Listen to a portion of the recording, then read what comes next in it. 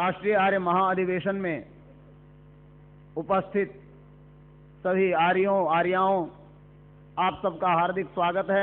वर्तमान में जो सबसे बड़ा प्रश्न हम सबके सामने खड़ा है वो विद्या से संबंध है।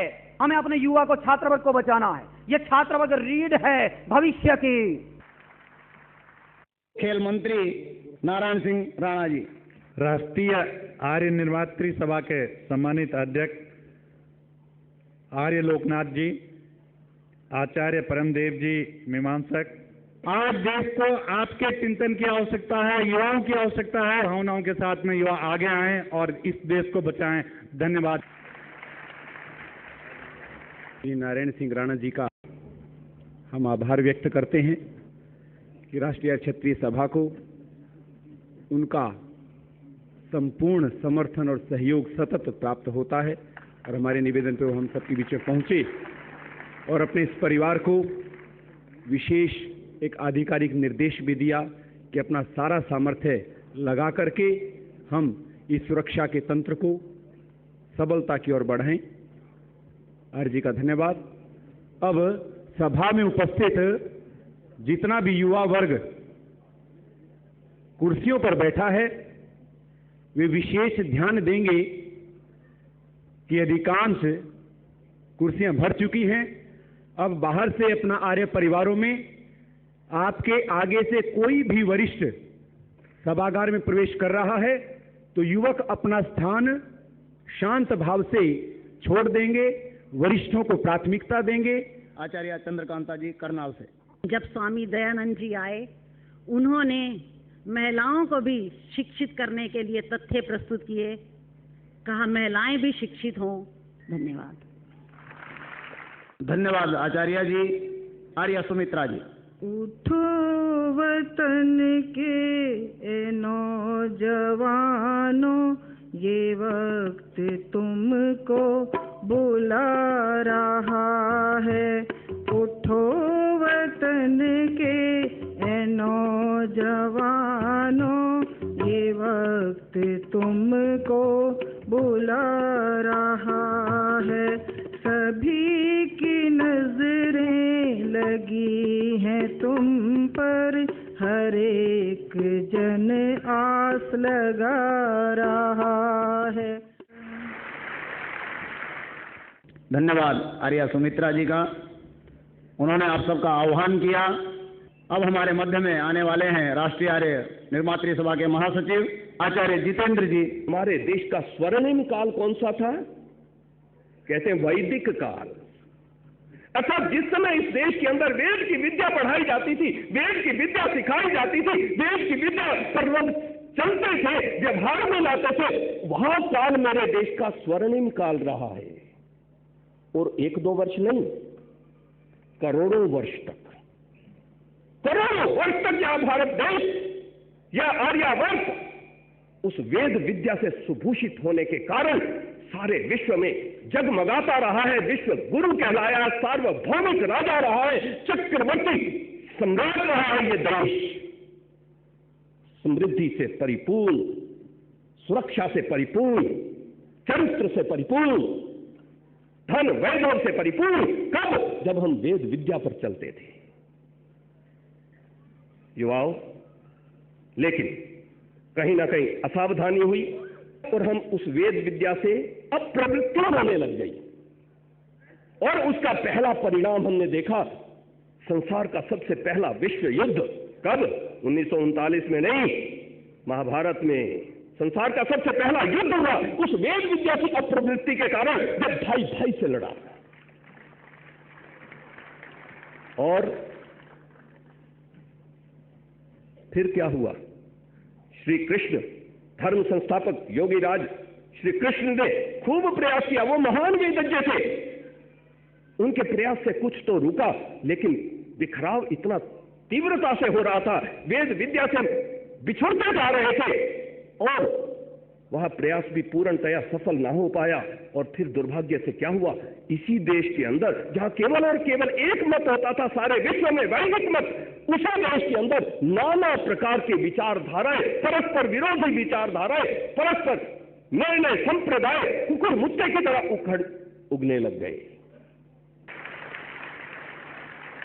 युवाओं, लेकिन इस घनघोर अंधकार के अंदर जब इतना शोषण हो रहा था, जब इतना अपमान हो रहा था, जब हम इतने पददलित हो रहे थे, जब हम तरह तरह से प्रताड़ित किए जा रहे थे विदेशियों के द्वारा, अपनों के द्वारा, उस काल में एक महर्षि आया और उसने पहचाना यह जो वैमनस्य है, यह जो विरोध है, यह जो अवनति है, यह जो पराधीनता है, यह तो लक्षण है। उसने पहचाना इसके मूल को, उसने पहचाना इसकी मूल में कौन सी भूल हो रही है, उसने पहचाना कि यह वेद से अप्रवृत्ति ही इसके मूल में है। और यह कार्य निरंतर चलता रहे, उनकी मृत्यु के उपरांत भी इसके लिए उन्होंने एक आर्य समाज नाम की संस्था स्थापित की, ताकि वह भी इसी कार्य में निरंतर लगी रहे। लेकिन दुर्भाग्य से आते आते स्वतंत्रता के उपरांत मुख्य विभागों पर ऐसे ऐसे लोग आसीन हो गए जो सत्यार्थ प्रकाश में मिलावट करते हैं और आर्य समाज की संस्थाओं पर बैठे हैं। और फिर कई बाबा तो ऐसे आ गए, इस आर्य समाज के मंचों पर बैठने लग गए, जो शिवलिंग पर जल चढ़ाते हैं, दूध चढ़ाते हैं,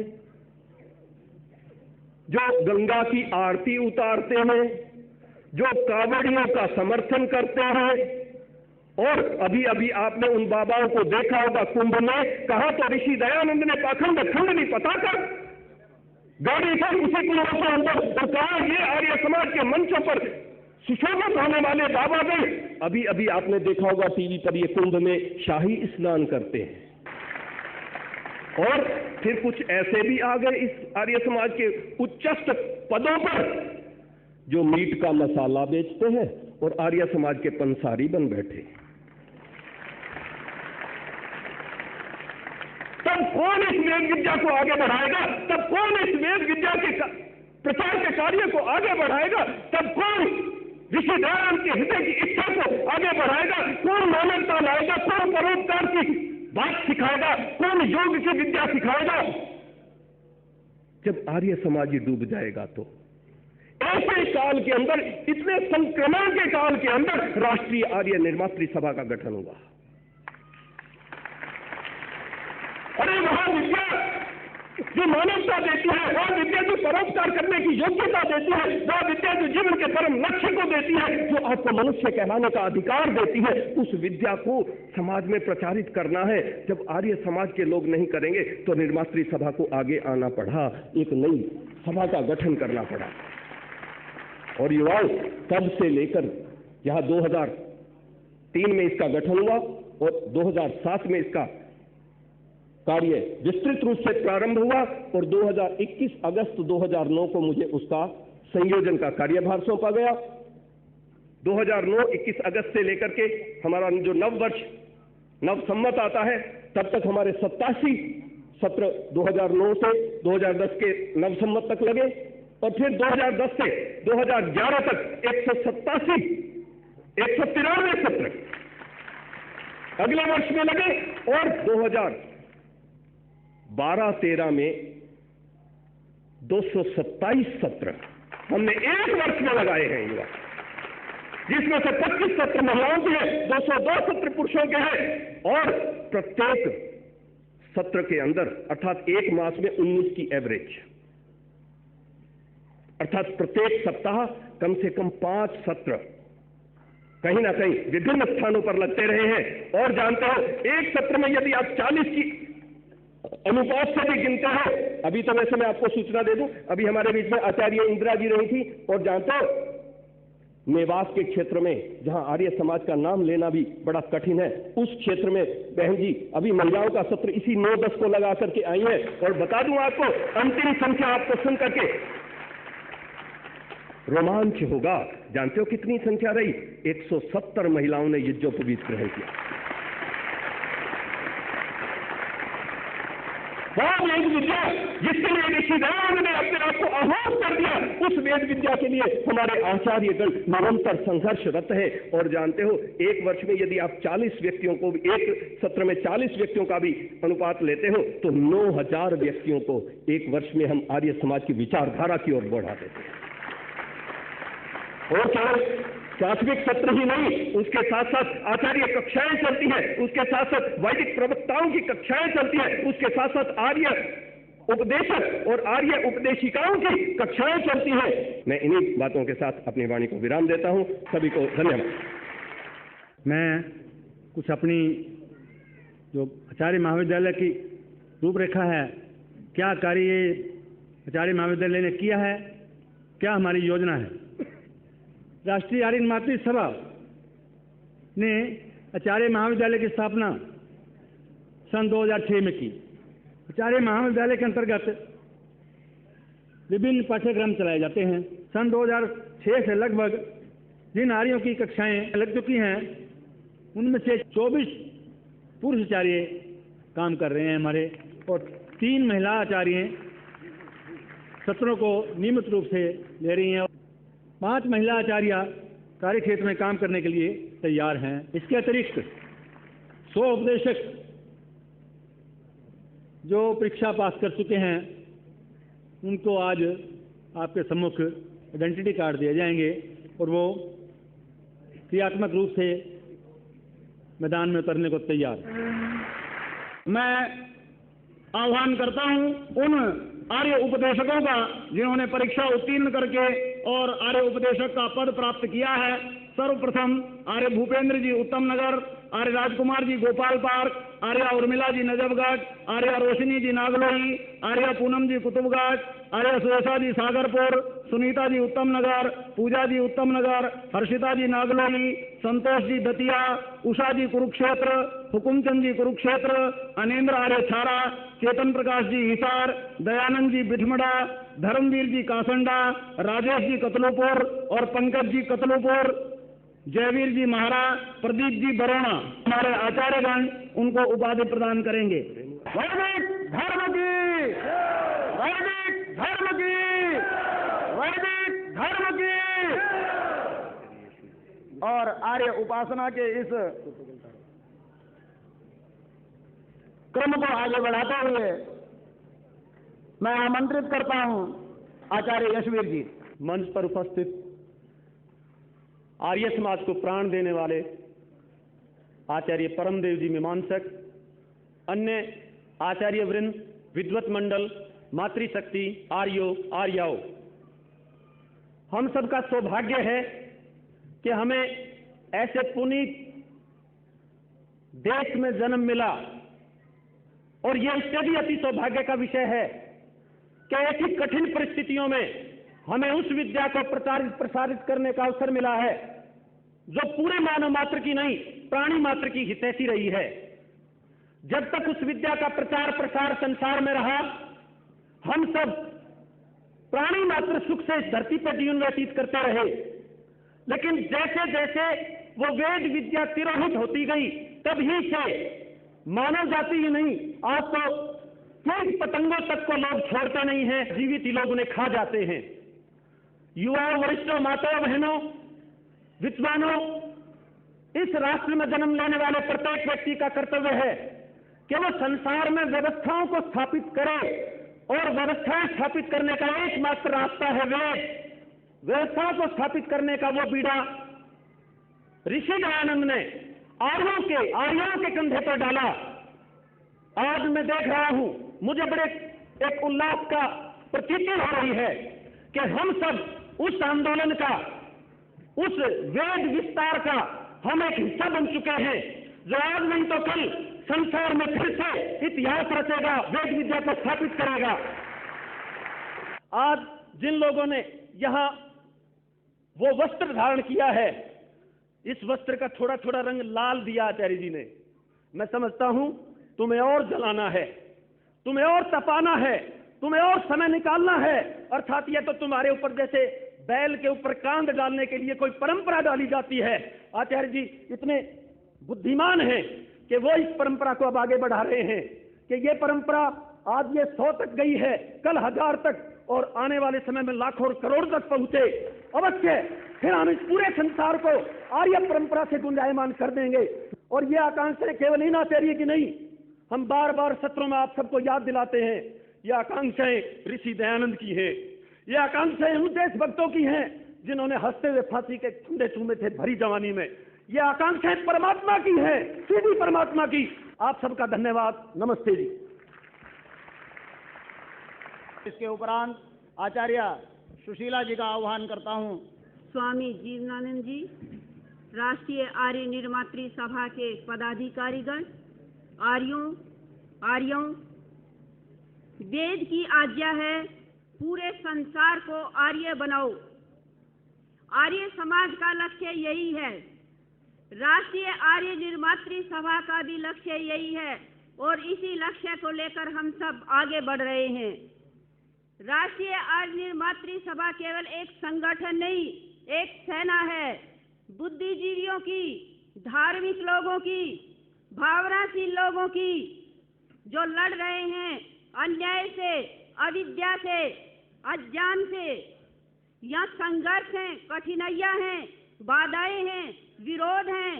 इसके बाद भी इस संकल्प के साथ, इस भावना के साथ हम आगे बढ़ रहे हैं कि आज नहीं तो कल पूरे संसार में आर्यों का चक्रवर्ती साम्राज्य होगा।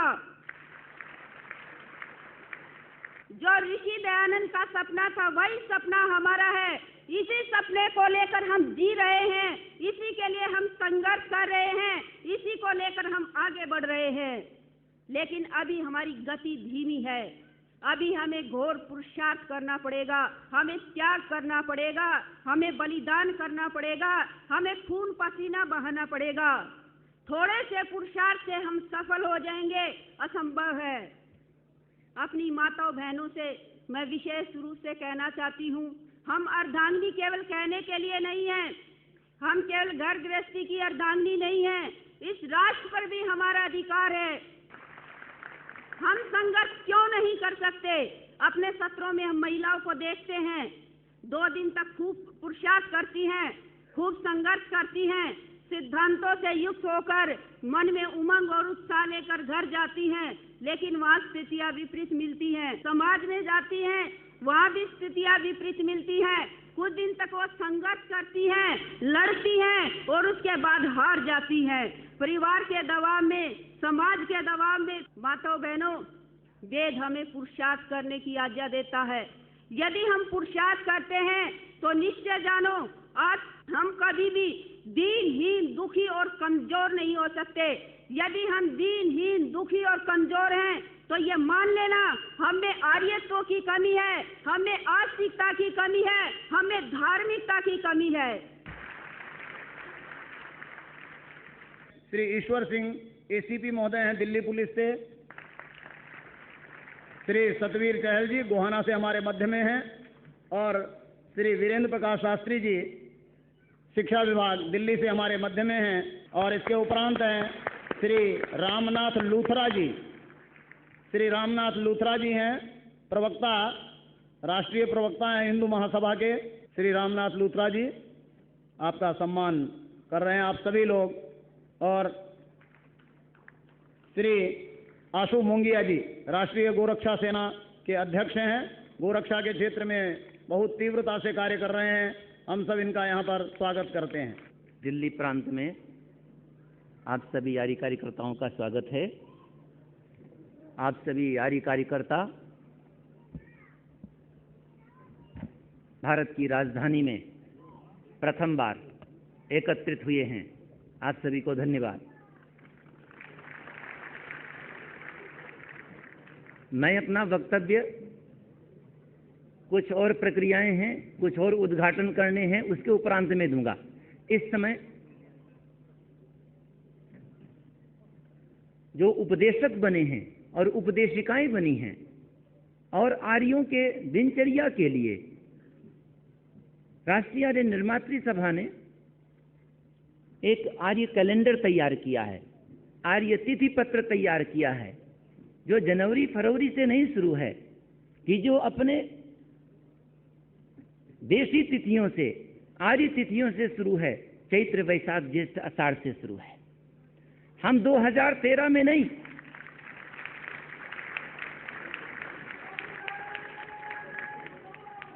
हम 2013 में नहीं, हम 5114 में आने वाले हैं।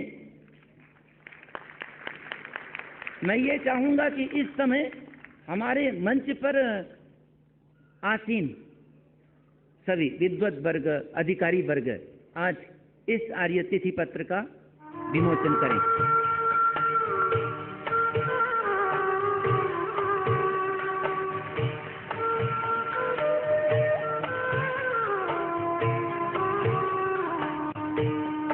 अब ये आर्य तिथि पत्र आप लोगों के मध्य में है, इसलिए यह आज तिथि पत्र हम अपने सभी आर्यों को समर्पित करते हैं। सभी को धन्यवाद।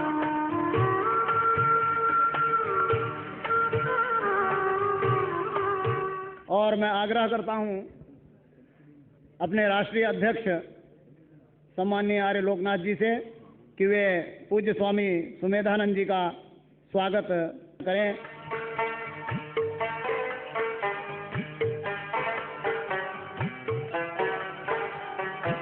और अब मैं आह्वान करता हूं माता दयावंती जी का कि वे मंच पर आएं, क्योंकि उन्हीं की प्रेरणा से राष्ट्रीय आर्य निर्मात्री सभा ने एक और कार्य अपना प्रारंभ किया है, और वो कार्य है आर्ष ग्रंथ प्रकाशन।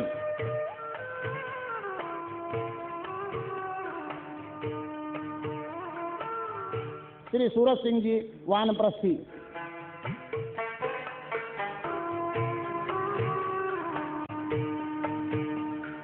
हम अब अपने सभी मंचस्थ पदाधिकारियों में विद्वज्जनों से आग्रह करूंगा कि वे इसका विमोचन करें। जाट प्रकाश आर्यों, इसकी एक सबसे बड़ी विशेषता ये है, ऋषि दयानंद ने जो द्वितीय संस्करण किया था, द्वितीय संस्करण के जिस पेज पर जो पंक्तियां थी, जिस पेज पर जो शब्द थे, वही इसमें भी हैं। सभी को धन्यवाद। परम श्रद्धे हम सभी के प्रेरणा स्रोत आचार्य परमदेव जी, उपस्थित विद्वज्जन, आर्यों, हम अपने चारों तरफ जो युवा पीढ़ी देख रहे हैं उल्लासित है। ये ऊर्जा कहां से आई? निसंदेह ये ऊर्जा आर्य निर्मात्री सभा ने दी। ये ऊर्जा आर्य निर्मात्री सभा के पास कहां से आई? निसंदेह हमारे वेदों से, हमारे वैदिक ग्रंथों से एक साथ इस गागर रूपी एक छोटा सा ग्रंथ दिया, पूरे सागर को इकट्ठा करके ऋषि दयानंद ने। उस ग्रंथ का नाम है सत्यार्थ प्रकाश। हमारे बीच के कुछ विद्वान इसमें संशोधन करने पर तुले हुए हैं, इसको खत्म करने पर तुले हुए हैं। इस मूल ग्रंथ को किसी भी रूप में हम बर्बाद नहीं होने देंगे। और मैं सभी से आह्वान करता हूं कि आप भी इसके लिए तैयार रहें। एक बार हाथ उठाएं अगर आप लोग तैयार हैं आगे के लिए भी।